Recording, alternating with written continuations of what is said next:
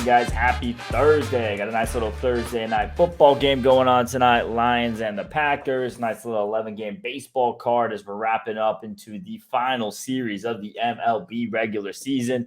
Coming off a little bit of a brutal day in the MLB regular season. Had the right sides, had to beat the closing numbers. The injury breaks definitely went our way. I mean, a couple of them, just the spots that we talked about yesterday as far as, letdown opportunities for teams clinching playoff berths with Milwaukee and with Philly. And then, of course, everyone was out. Castellanos, Turner, Schwarber, you name it. They're out for Philly. Pretty much the same thing going on with Milwaukee, Yelich, Adames, Santana, Canna. Everyone out there just couldn't pull out the games. I mean, Pittsburgh, what a brutal way to lose it. 5-0 lead, can't hang on. So that's kind of how the day treated us. Right sides, wrong result. And still staying red hot with NFL. 19-5-1 heading into week 4. Have a bet already out for a Thursday night football game and 2 bets already out for Sunday. You guys know where to go if you guys want that. howtobeatthebookie.com or download the How to Beat the Bookie app. John, a nice little trip right now. How's it treating you? It's got to be better than what baseball did to us yesterday. Couldn't get more fucking opposite from what baseball was yesterday. Absolutely brutal to lose first of all, we lose 3 one-run games. Pirates had a 5-0 lead, lose 7-6. Cardinals had a 2-0 lead, lose 3-2, and Reds lose 4-3. Our big bet, the Pirates, if we win just that one, we're a winner for the day. 2-unit bet on that one. Again, blow the 5-0 lead. That's how it goes.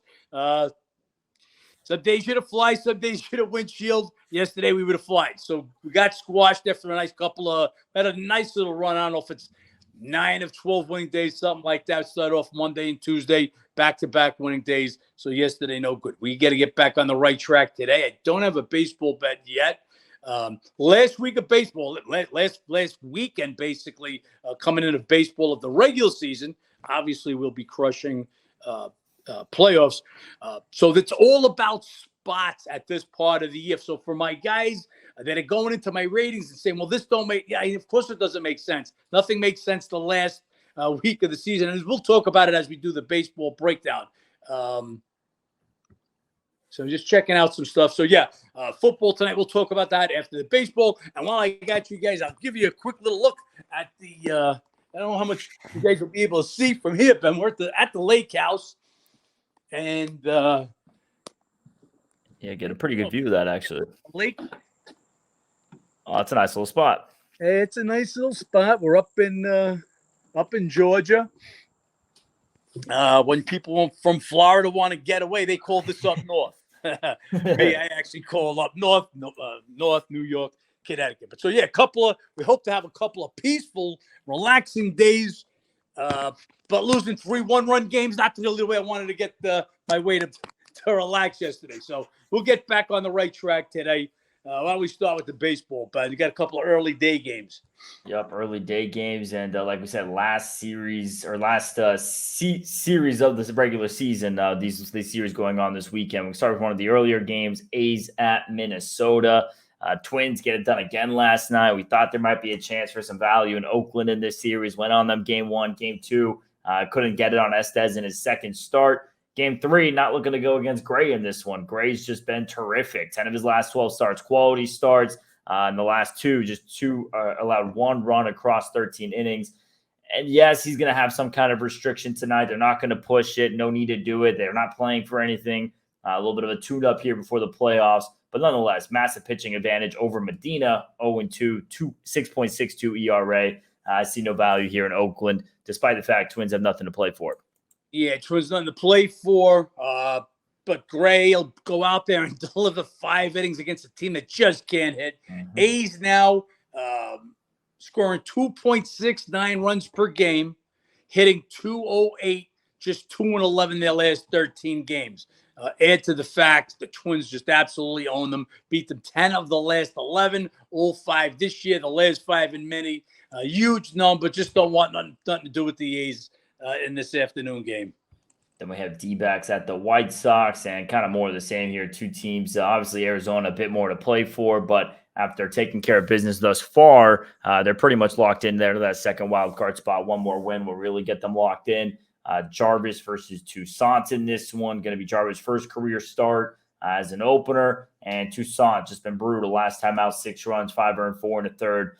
big price here for the D-backs for a team, that's obviously pitching a guy who's an opener, bullpen game, not ideal, but it's a team that needs wins. White Sox, they're giving up on the season, pretty much sitting everybody at this point. Everyone sat yesterday, so no interest in this game whatsoever, staying away from it. Yeah, no, again, this would be a spot. Normally we'd be looking for the home dog. Getaway day, an afternoon getaway day for Arizona with a bullpen game going. But after winning 3-0 yesterday, they beat them 15-4 the day before. They beat them all three meetings in Chicago last year, 20-9. They own the team. White Sox, dead team.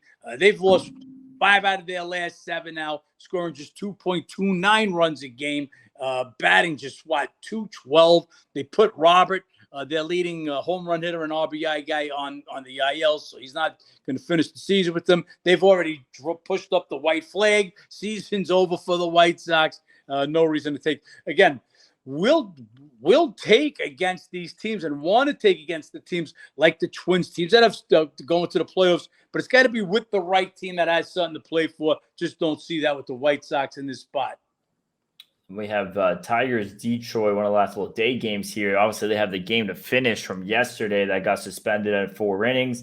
You're going to have Reagans versus Gibson Long. Nice young pitching matchup in game 2 here. The way it looks, Tigers should be winning the carryover game up 4-0. We'll see if they blow it. But in that case, they would be in 2-0 up on the series here. Before the series, KC red hot. And Reagan's really been solid for KC. 5-1, 2.39, 7 quality starts since August. So he's going to get the pitching edge. Gibson Long's been solid as well. A couple of young guys would be a lean here to Kansas City in the second game of the quote unquote doubleheader, I guess that's what it is. But the continued game and then the second game.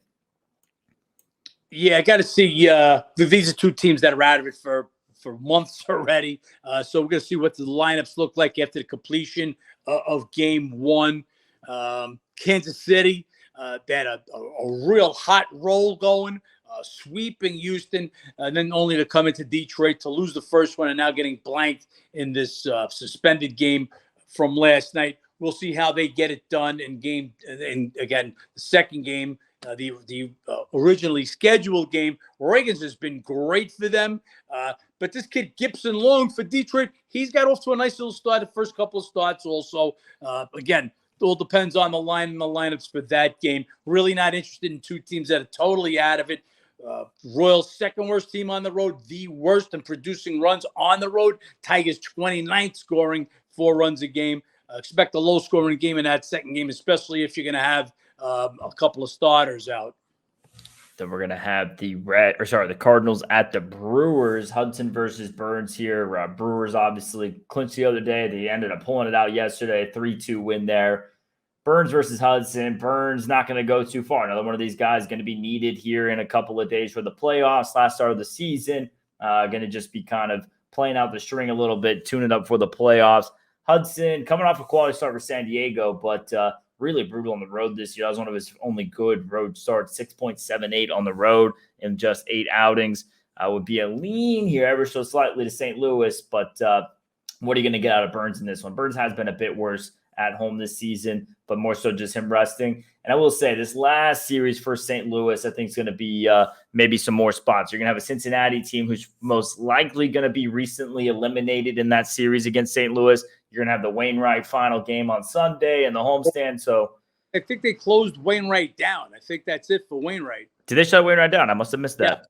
Yep. He's thrown his last pitch. That's what I heard him say. Well, then forget that. But nonetheless, I think a newly eliminated Cincinnati, if you're going to look for value in St. Louis, would be in that series, less here than today against Burns.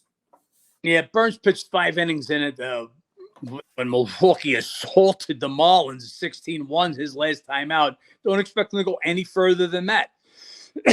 So a huge overlay in this game. Brewers sat Adames, Yelich, a few guys yesterday. I would expect they sit the other half of the starters today. We'll wait to see for the lineups. Cardinals only have one guy left to sit, and they sat him last night. Unfortunately for us, was Goldschmidt. I stayed with that play, even though the lineups came out. Look, you want to be against the team that just clinched it, especially if you could take that price as a dog. Not only did they clinch, there's a celebration and everything going on. So there's a couple of kids having a couple of drinks and stuff. That's the spot. We didn't get there with either that or the Pirate game. Just bad breaks with that. But again, more of the same today. Could only want the dog with this price. Cardinals have just not been hitting. You'd have to have Goldschmidt in the lineup. But look at what the Brewers are doing. So even with that win, they lost the 3 prior games.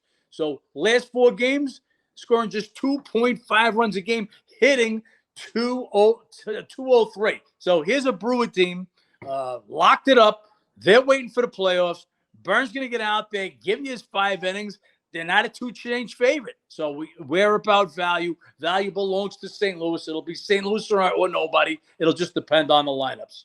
Nope, Sam in the more here with Pirates at the Phillies. Going to be Wheeler going versus Ortiz. Ortiz roughed up his last 2 starts, 7 runs and 8 1/3. Wheeler's been decent in September. Last time out, 5 runs, 3 earned 7 innings. But much like Burns, not going to be going too far today. What's going to be going on with him? Again, just a pitcher getting set up for the playoffs.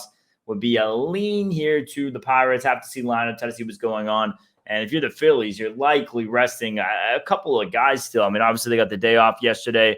I don't know if they're going to go immediately back and tune them up. I would imagine being the back end of this next series they have coming up, maybe they get a game or 2 in as far as setting those guys up to get some tune-up games before the playoffs. Yeah, so they left Harper and a couple of guys in, sat most of their guys in. Harper lit them up yesterday. So you would think Harper would sit now, but maybe because he's swinging a hot bat, they leave him in. So just as Ben said, more of the same here. Phillies have already announced Will's going to be their opening pitcher for the first game of the wild card. That's Tuesday. Here's another 5 innings. This is a tune-up. If that, they may want him to go out there and throw 3 innings. But this is a tune-up. He won't be in the game in the 7th inning. That's a guarantee. So again, like Burns, this is an overlay in the price. Does Pittsburgh want to come in a game? We'll see. They got after blowing a 5-0 lead yesterday, but they've been showing me hot. They showed me hot on Saturday, down 9-0 with a comeback win. So we'll see what happens in this game with lineups and the line later. But again, Pittsburgh or nobody. Then we have the Marlins at the Mets. This Marlins team is where things get interesting. Tied up with the Cubbies right now in that final wild card spot. Cubs obviously still in the last game of the series with Atlanta today. And then after that, Cubs get a series with Milwaukee. Meanwhile, Marlins are going to get the Pirates next. Pretty nice little matchup to round the season up, trying to clinch a wild card spot. Luzardo versus Peterson today. Luzardo been really solid. Last 2 starts, 3 runs, 12 innings, 12 Ks, 5 walks. Peterson, they dropped his last 4 starts, 5.95 ERA. He is much better at home, 3.18 ERA. Could only want the Marlins in this spot. Mets play them tough, and they played them tough in this series. Played them tough in the season series, but it just has to be a spot here for Miami. 4 games left. You need every single win to try to pass the Cubs in this spot. And you have one of your better pitchers going, and Marlins are nobody. Look, Lazar's definitely one of their better pitchers, almost by default with Perez on the IL, Sandy on the IL. So those pitching is falling apart. Garrett was pitching good until the Mets got a hold of him the other day. Mets just have had great success against the Marlins. Yeah. Not only that, Lazaro not great on the road. 4.86 ERA in his road, 5.5 on the road. The only thing is the Mets, they're coming in cold. They split yesterday. Before that, they lose 4 straight. They get swept at Philly. So they're not hot either. The price is the right price. Yeah. Do you want to take the Mets at home in this spot against that Marlin team that needs wins? Not really. But do I want to lay this price? Especially with Ari is probably going to be out again. He missed the doubleheader yesterday. He's probably not going to come back his first game against the lefty Peterson. Maybe available a pinch hit. We don't even know that for sure. So he's a question mark. This is a game that I'll just stay off of. That is the Cubbies at the Braves. Once again, back and forth game last night. Cubs give up the lead late. Braves tied. They regain the lead. Cubs tied in the night, or Braves tied in the night. Just a crazy game that Braves pull out an extra. Shout out Acuna, the 40-70 season. Wow. We'll see. Yeah, just crazy numbers there, 40-70. We'll see if maybe he gets a day off. I mean, shit, the Braves haven't sat anybody all year long, really. Does Acuna get a day off today? Who gets a day off? Stroman going for the Cubs. First start back, he's had a couple of relief outings, gave up 3 runs in 3 innings over the Rockies his last time out. Did have a quality start versus the Braves last year, but this is just what Stroman are you going to get? And if the Cubs make the playoffs, I mean, what Stroman are you going to get then? So really tough for them on pitching injuries. They get the pitching edge over Smith-Shawver, who's had a couple of horrible starts, a couple of decent starts. How far Stroman going to go? That tells you this game. Cubs are likely dead. It has that feeling to it. But Miami's not running away with it either. Cincy's not running away with it either. Those 3 teams keep on losing. And Padres, if one of those teams wins a game, the Padres get eliminated. Hasn't happened yet. So we'll see. But Cubs are nothing just based on the spot. Yeah, Cubs they just feel like they're gagging it up. They've now lost 7 straight road games also. They got their work cut out for them. Stroman, he was dynamite earlier in the year. Was one of the better pitchers in the league. Oh, yeah. You guys remember was back when they faced the Cardinals in London. He develops a little something. He comes out of there. Hasn't been the same since. We spent some time on the IL. They tried to break him in a couple of games in relief. His first outing, he only goes a few innings. First start, he only goes a few innings. Man, the last team you want to see is the team that's trying to break the all-time home run record. Now with 303 home runs, the record's 307. So they're looking to bang some out. And that's why I don't think they're going to sit anybody. By all reasons, they should be sitting everybody today. With last night's win, they have locked up the 1 seed in the NL. So we're a day after Acuna achieves his personal goal, 40-70, as Ben said. You would think everybody gets a day off, but I believe they want to break this record, the 307 home runs that the Twins did a few years back, and I think they're going to play everybody till they break it. Again, if you're Stroman and you're struggling, this is not the team you want to see. Cubs, I mean, after blowing that lead and Suzuki dropping a fly ball the other night, back and lose yesterday, all of a sudden this team that was in a solid position just a week or so ago in the wild card, now battling tied for the Marlins. You feel the rope tightening around their neck. It's Cubs or nobody in this game. But for me, it's going to be nobody. If the Braves were to sit some people, you could take a shot with the Cubs. But if the Braves come in with their whole lineup going for that 307 home run mark, I don't want no part of Stroman. We have the Dodgers at the Rockies. Dodgers, they've won the last 2 in the series since the Rockies won game 1 in the doubleheader. Yarbrough versus Flexen today. Yarbrough, but a bit better since coming to LA, 4-1, 3.12. Probably not going to go too far. Only 1 start in those 10 outings. Probably going to be a couple of innings. We'll see how far they go leash-wise. Then you have Flexen going, and he's just been brutal. They've lost 6 of his 7 starts. Last time out, though, a bit decent. 2 runs in 5 innings. Pick your poison there as far as the pitching matchup. And do the Dodgers start giving some guys off here in this matchup? So another thing to be looking for. Dodgers bats still getting it done. I mean, it helps you playing in Coors Field, but Dodgers are the Dodgers. So if they're healthy, if they're playing everybody and, not giving anybody any days off, I don't want to get involved in this. But if one of those guys, Mookie or Freeman's out, it's worth a look here at Colorado today. Absolutely. Look, we caught the Rockies in the first game of the series and very intelligently stayed off the next 2. We might come right back on the Rockies for this final game. As I just mentioned, Braves lock up the number 1 seed yesterday. So while it's been apparent, it was official yesterday, Dodgers are going to be your 2 seed. To me, there's no reason to play all these guys after you've already had a doubleheader in the series. So maybe somebody gets a day off. We'll wait to see. With that being said, again, Dodgers, this is really nothing to play for. You've got Yarbrough on the mound. He's been basically a relief pitcher. He's only got 1 start since getting acquired from Kansas City. He gave up a couple runs in his last time out. Would have to be the Rockies or nobody. But again, it's only going to be if the Dodgers sit anybody. They've pretty much owned the Rockies this year. And Rockies have been just absolutely horrible. They've lost 9 of their last 10. They're scoring 2 runs, just 2 runs per game their last 8. So only if Dodgers sit a guy or 2 would we be interested. But again, Colorado and no one. Then we have the Red Sox at the Orioles. Red Sox 4-16 their last 20. Baltimore winning 4 straight. And as far as Orioles, they get a clinch tonight, and they can get a 100th win of the season tonight with the win. And luckily for them, they're facing Chris Sale, who they have loved to hit against this season. 19 runs in 12 innings and 3 starts against the Orioles this year. Chris Sale, he has been a bit better his last 2 starts, but just been slaughtered by the Orioles. And Creamer, he was roughed up his last time out by Cleveland. Prior to that, some decent starts. He's had some struggles against Boston today. Could be worth a look at the over in this matchup. And this number has only gone down, which I don't get. It is Baltimore nothing all the way. Spot is there for them to clinch and get their first 100-win season, and who knows how long. Baltimore, nobody here in this spot. Absolutely, and I do not see what they see in the Red Sox. This game went from 165 on the overnight down to minus 125 right now. Orioles about to lock things up. Red Sox, they've locked things up. They locked things up when they fired the general manager.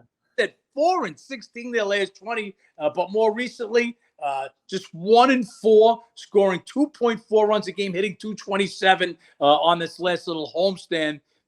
They've sat Devers, or he was out with an injury. It's still not clear. Nobody came out with injury, but he sat yesterday against Tampa Bay.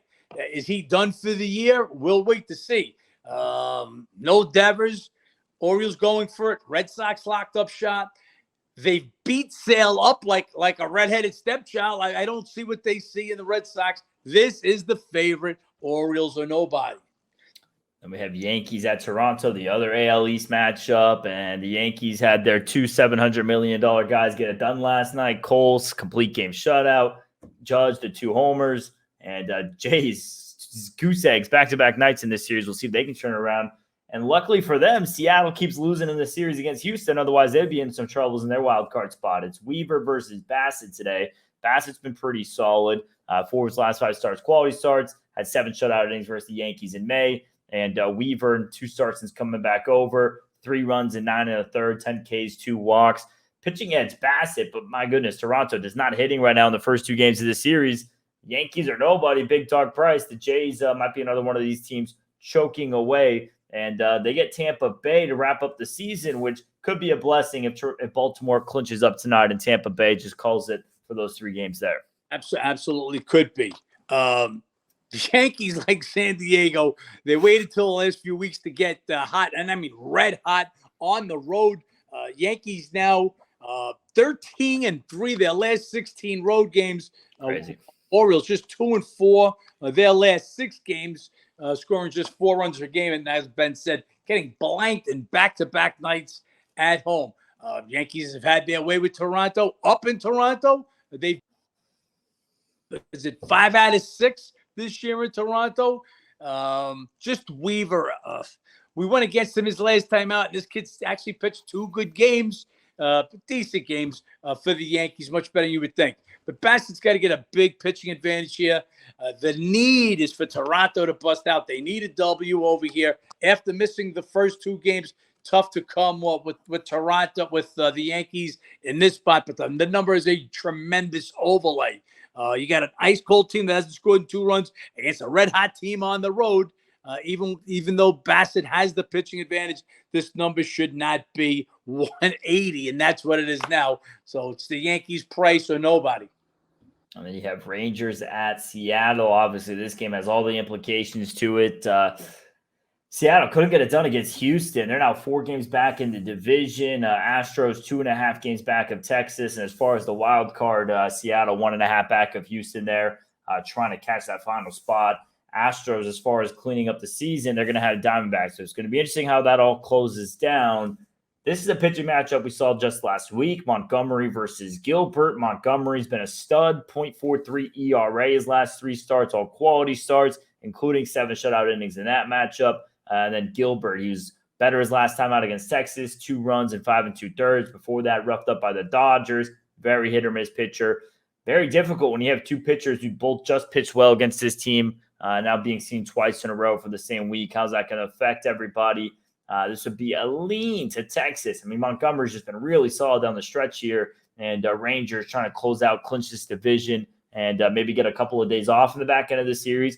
But you have Seattle playing in desperation. Are they going to choke? Is it desperation? However you want to look at it. Either way, I give Montgomery the pitching edge, Texas the batting edge. It would be them or nothing in this one. Yeah, it would have to be. These 2 pitchers hooked up last week or earlier last week, earlier this week. And Montgomery comes away with a 2-0 win. That just was one of the 8 of 9 times, eight wins in 9 games that Texas has beaten the Mariners this year. So they pretty much own them. Rangers, they're hot. They won 2 of 3 at LA. They fell down that one game, but they've now won 7 of 8, scoring 6.6 runs per game. Mariners, they dropped 2 of 3 in the home series to Houston, 1 and 5 in their last 6, scoring just 3.83 runs per game. Hot team, better pitcher, cold team. Gilbert, not as good. That's Texas or nobody. All the way. And then we have Thursday Night Football. Let's get into that a little bit. So Lions and Packers, obviously locked. 1 second, Ben. Before we talk about Thursday Night Football, I'm just going to give myself a pat on the back. Okay. 19-5-1. Just want to make sure you guys know that 19-5-1 heading to week 4. We already gave you this bet early in the week. If you're just watching this, if you watched this earlier, we made that bet actually on the show when we jumped on +2. That line has since gone down and come back to 2 now. Matter of fact, you've even got a couple of spots that have 2.5 here and there. And that's been due to injuries, but go ahead, Ben. We'll talk about it. Yeah, so all the injuries, we can start there. I mean, Lions, Packers, both teams banked up. I mean, for Green Bay, you're at least getting Jones and Watson back. Obviously, Jones very crucial there as far as the run game. They're missing that a bit against New Orleans, but they're going to be banged up in the O-line, banged up in the secondary. That's problematic. And similar for Detroit here. You're getting some of their guys back, but a little bit banged up as well. Injury break advantage goes to the Lions, but then again, short week, travel on the road, tough environment. And Goff also plays tough on the road as well. Weird matchup history, 5-5 straight up. Lions 8-2 against the spread. They've won the last 3. And then the crucial one was they won last year, week 18, and that killed the Packers' playoff hopes there. So they basically, I don't know, it's not considered knocking them out of the playoffs, but locked them from not going to the playoffs last season, revenge factor. Weird matchup. Goff struggles in the outdoors, a lot better in the dome, a lot of injuries. But Green Bay at home getting plus money against the Lions, you're not saying that much. Yeah. So as Ben mentioned, I think it's 5-5 their last 10 meetings, with Detroit having an 8-2 against the spread advantage. You get, again, remember those games are with Rodgers at quarterback, where Green Bay was a favorite, and you got Lions just sneaking in under the number. They knocked them out last year. Love has looked really good. The Sharps have just got a different number on Green Bay. So we were with them against Green Bay week 2 in Atlanta. Atlanta gets the money, but did not cover the final line.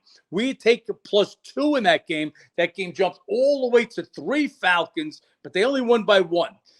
More of the same last week. Packers opened as a 2-point favorite. That line swung to the Saints a 2-point favorite. When it got to 2, that's when we jumped on the Packers at +2. We just thought that was too far. And that game landed Packers 1, where it could have landed Saints 2 if they make that last field goal. Well, it's more of the same here. They just got the Packers rated a little differently than we do. Now, we did expect to get some more guys back. We thought a lot of guys sitting last Sunday against the Saints were only sitting so they'd get back for tonight's game, but they're not. But they are going to get Jones and Watson, and that's their 2 best playmakers. You want Jones in the lineup, and Watson, even if he's going to get, he's not going to play all game, but he's going to give you enough snaps to at least stretch the field. He's a playmaker, Watson. So we'll see what they get out of that. Lions banged up also. Both teams come in really, really beat up. And that's always going to be an advantage to the home team on that short week, that quick turnaround. Green Bay +2. We took it earlier in the week. Do we like it as much today as I did? No, I thought we were going to get at least Alexander back. He's out again. That's a big cover guy, especially against the Goff and those Lions wide receivers. But the Detroit still got problems on their offensive line. They'll get Decker back, but still going to be short a couple of offensive linemen. This should be a battle going down to the wire. This is what we call the black and blue division. who's going to win the attrition, who's going to win the fight of a couple of banged up teams. And I think Green Bay will be there at the end with a close home victory.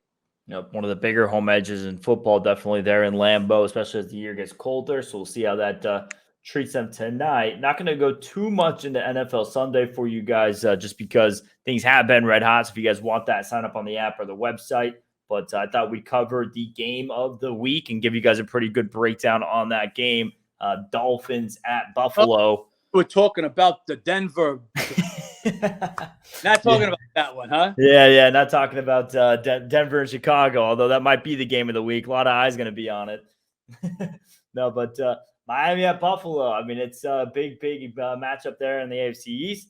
You have Miami coming off the 70-point game. Bills, they just squashed the Commanders 37-3. Two teams playing good football. It's been the Bills division. Can the Dolphins make a stint at it? Everywhere on the power rankings, everywhere going Miami to the top team now. If you've been watching any of the shows this week, I think Stephen A. Smith went Miami as top team. Obviously, his opinion, highly regarded around here for our insight. But great matchup. Bills have owned it a little bit. Miami covered last year, and the scoring has been there. Obviously, Miami coming off a very high-scoring game. Last two meetings went over 60 points. And are we going to get another shootout in this game? It would be a lean to the over on this one and lean to the home team. Buffalo has been keeping it close. And John, you sent me an interesting trend there on those teams scoring over 60 earlier this week.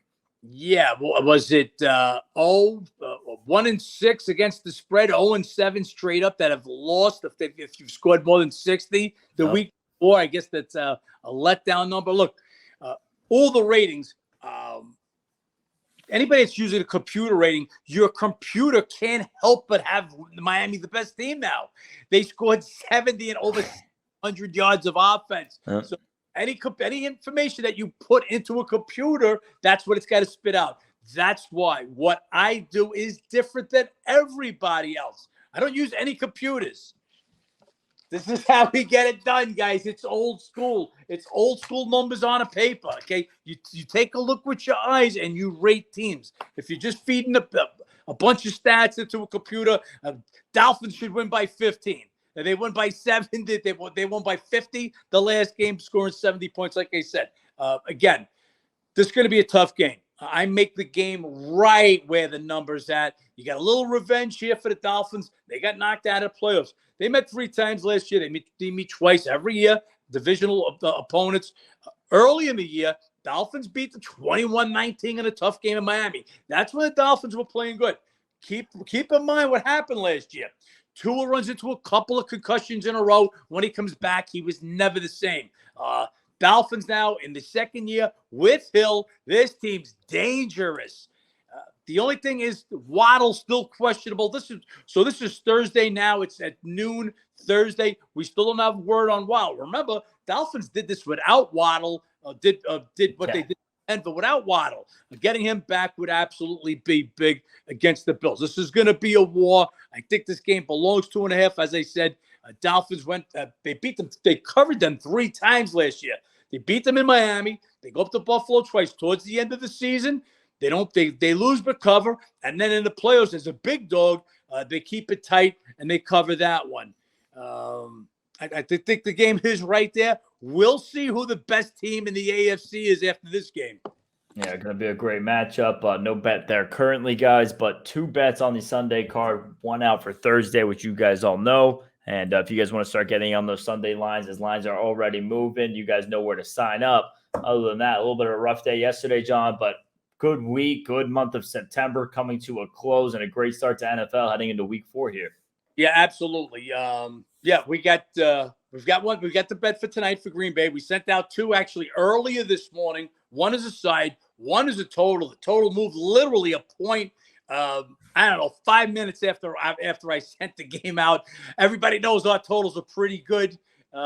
Just as all our bets are pretty good. So, yeah, we're looking to start back tonight, get right back on the pack, +2. If you guys are out there listening, if you didn't catch the show earlier in the week when we gave it out, that line is back to 2. And as I said, right now, you've got 2.5 at Circa, Sports 411. There's a couple of spots. You even got 2.5 out there to take a better number than I took. I like the Packers +2 in this one. And the couple of games that I released this morning are 2 good bets, 2 bets that I really like also. Yep, you guys know where to sign up, howtobeatthebookie.com, or download the How to Beat the Bookie app. Other than that, let's make it another great week in the NFL, and let's make some money. Let's make some money this week.